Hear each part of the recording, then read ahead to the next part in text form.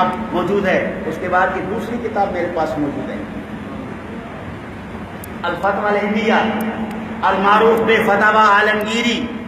یہ فتاوی عالمگیری مغل دور میں، عالمگیر بادشاہ کے دور میں 500 علماء ہند نے اس کتاب کو مرتب کیا۔ کتنے؟ 500 مشاہیر علماء نے سرکاری خرچے پر، سرکاری لائبریریوں کو استعمال کرتے ہوئے 500 علماء کرام ایک ایک مسئلے پر کئی گھنٹے بحث کرتے، دلائل دیتے، پھر 500 علماء کسی مسئلے پر متفق ہوتے کہ ہاں یہ شرعی حکم ہے، پھر اس کو لکھتے۔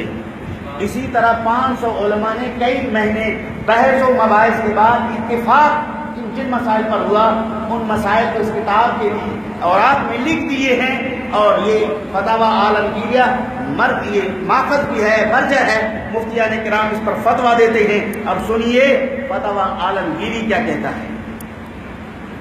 کہتا ہے وَلَوْ قَالَ محمد درویش بود او قال جامع پیغمبر رمناک بود، یہ کفر ہے۔ کیا ہے؟ کوئی کہہ دے درویش، اللہ والے بندے کہتے ہیں درویش، تاب لگانے سے تصویر ہے، بگاڑ ہے۔ اگر کسی نے اس لفظ کو بگاڑ کے رسول کریم کی طرف نسبت کیا تو اس میں بے ادبی کا شبہ ہے، شائبہ ہے۔ بے ادبی کے شبہ ہونے کی وجہ سے یہ جملہ جو ہے کفر ہے، یہ جملہ کفر ہے۔ اگر کوئی کہہ دے کہ پیغمبر صلی اللہ تعالی علیہ وآلہ وسلم کا لباس جو ہے یہ رمناک ہے، رمناک اس کو کہتے ہیں جو میلا کچیلا ہو، جس پر خون اور پیپ کے دھبے اور داغ ہوں، ایسا لباس تھا، تو کوئی ایسا لفظ رسول کریم کے کپڑوں کے متعلق کہہ دے وہ بھی کافر ہے، واجب القتل ہے۔ ذات تو دور کی بات ہے، ذات تو بہت اور اعلیٰ ہے، حضور کے لباس کو کوئی میلا کچیلا بے ادبی کی نیت سے کہتا ہے، 500 علماء ہند کا یہ فتویٰ ہے کہ وہ شخص کافر ہے، واجب القتل ہے، زمین پر زندہ رہنے کا حق نہیں رکھتا۔ سمجھ بات آ رہی ہے؟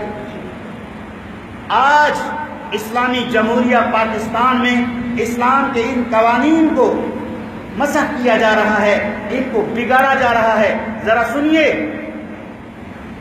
ایک شخص نے دوسرے سے ذکر کیا کہ نبی کریم صلی اللہ تعالی علیہ وسلم جب کھانا تناول فرماتے، کھانا تناول فرمانے کے بعد حضور صلی اللہ تعالی علیہ وسلم 3 مرتبہ اپنی انگلیوں کو چاٹتے۔ کسی نے اپنے دوست سے یہ ذکر کیا کہ رسول کھانا کھاتے، کھانا کھانے کے بعد حضور کی سنت یہ ہے کہ 3 مرتبہ انگلیوں کو چاٹا کرتے تھے، رسول کریم کی یہ سنت ہے۔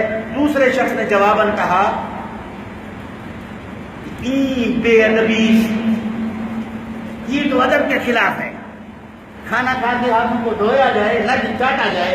نفرت سے اس کو پسند نہ کیا، ناپسند کہہ کر اس نے یہ جملہ بولا، کہتا فہذا کفر، اس طرح کا نظریہ رکھنا کفر ہے۔ عزیزان گرامی، ہمارے ہاں مسجد میں درسگاہ بن رہا ہے اور پیچھے ہم نے کافی کام کیا ہے، اللہ تعالیٰ جل شانہ کے تعاون سے، آپ دوستوں کے تعاون سے کام ہوا ہے۔ بڑھ چڑھ کر اس میں حصہ لیں تاکہ وہ مکیہ کام ہے جلد از جلد پورا ہو جائے۔ اب یہ مسئلہ سماعت فرمائیے کہ رسول کریم صلی اللہ علیہ وسلم کے متعلق یہ کہنا کہ رسول اکرم صلی اللہ علیہ وسلم اپنی انگلی کو چاٹا کرتے تھے، دوسرے نے اس کے مقابلے میں بے ادبی کا لفظ بول دیا، فہذا کفر، علماء نے فتویٰ دے دیا کہ یہ کفر ہے۔ کیا ہے؟ حضور اکرم صلی اللہ علیہ وسلم کے ایک سنت کو پسند نہ کرنے والے پر کفر کا فتویٰ لگتا ہے جو حضور کے ذات پر عیب لگائے۔ بولے نا، کہتے ہیں مولوی بڑی شدت پسند ہے، مولوی شدت پسند نہیں۔ اگر ایک وکیل کو برٹش قوانین کے دلائل دینے کا حق ہے تو ایک عالم دین کو اسلامی قانون کا دلائل دینے کا حق ہے۔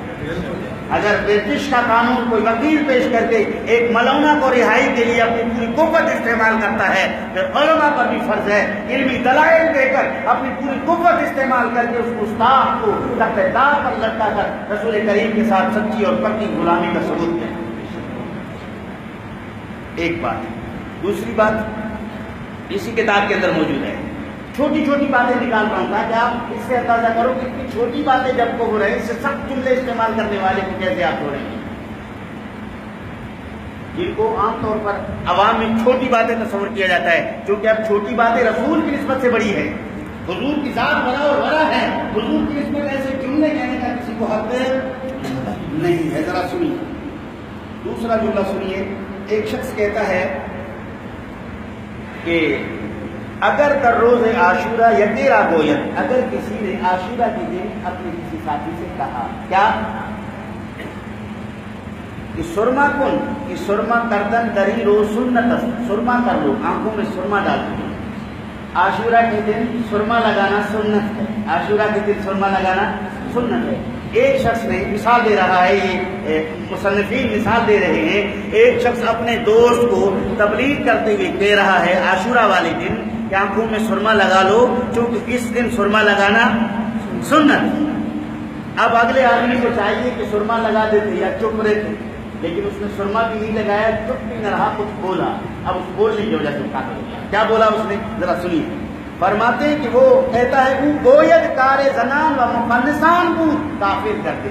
اس نے کہا یہ تو عورتوں اور ہجڑوں کا کام ہے، ایسے کہنے سے وہ کافر ہو گیا. کیا ہو گیا؟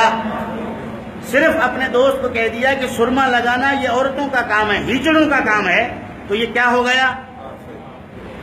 اب کافر اس لیے نہیں ہوا کہ وہ سرما لگانے سے انکار کر رہے ہیں، کافر اس لیے ہوا کہ اگلے آدمی سنت رسول پر گفتگو کر رہا ہے، یہ رسول کی سنت ہے، اس نے حضور کے سنت کے مقابلے میں کہہ دیا یہ عورتوں اور ہجڑوں کا کام ہے، اس کا ایمان ختم ہو گیا، بیوی اس کی حرام ہو گئی، وہ ہمیشہ ہمیشہ کے لیے جو ہے اسلام سے دور چلا گیا. یہ قانون ہے. اگر کوئی ایک سنت کے متعلق نادانی میں کہہ دیا ہے، مذاق میں کہہ دیا اپنے ساتھی سے کہ بھائی یہ تو عورتوں کا کام ہے، ہجڑوں کا کام ہے، کیا آپ مجھے سرما لگانے کے لیے کہہ رہے ہیں، تو اس پر بھی کہا جا رہا ہے، علماء کرام فتوے دے رہے ہیں، ایسا آدمی کیا ہو گیا؟ بولے. اب اس معاملے سے پھر وہ باقی چیزوں کو اس پر قیاس کرنے والے جو ہمارے ہاں بہت سارے اور لوگ ہیں جن کے عقائد ہیں، ذرا وہ اپنے عقائد پر نظر ثانی کریں.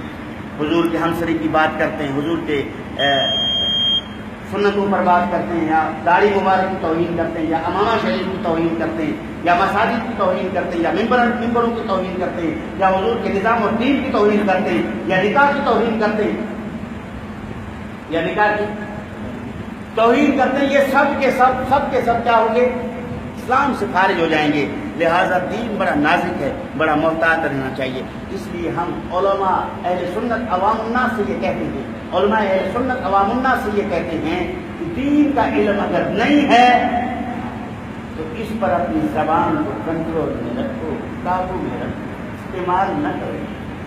کہیں کوئی دین کی بات کر رہا ہے تمہیں سمجھ میں نہیں آیا، تم اپنے عقل کے گھوڑے پر سوار ہو کر دوڑ لگاتے ہو، اس کے ساتھ اپنی عقلی اور علمی بحث شروع کر دیتے ہو، علم کچھ بھی نہیں ہے، تو ممکن ہے نادانی میں کوئی ایسا جملہ نکل آئے جو اللہ اور اس کے رسول کو پسند نہ ہو اور مبنی بر کفر ایمان چلا جائے، ہمیں پتہ بھی نہ ہو. تو اس لیے ہمیں چاہیے کہ دینی معاملات میں کسی بھی شخص سے اس وقت تک گفتگو نہ کی جائے جب تک مکمل طور پر اس مسئلے کا علم نہ تو علماء سے رجوع کیا جائے، نہ تو علماء سے رجوع کیا جائے. علماء کرام اس کا جواب دیں گے. تو عزیزان گرامی، یہ میں نے 2-4 جملے آپ کو اس لیے کہے ہیں